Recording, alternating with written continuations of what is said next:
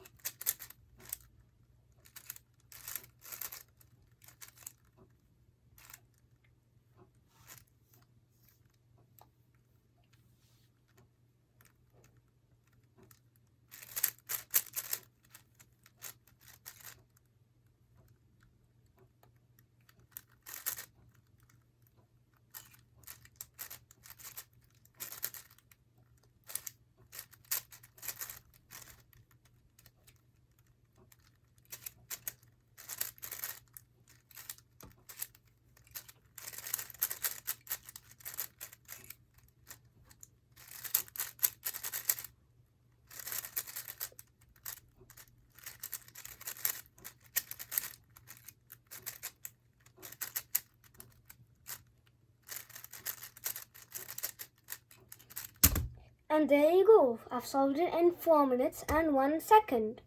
Excellent. That's your fastest time. Yeah, so that's my fastest time that I have gotten so far.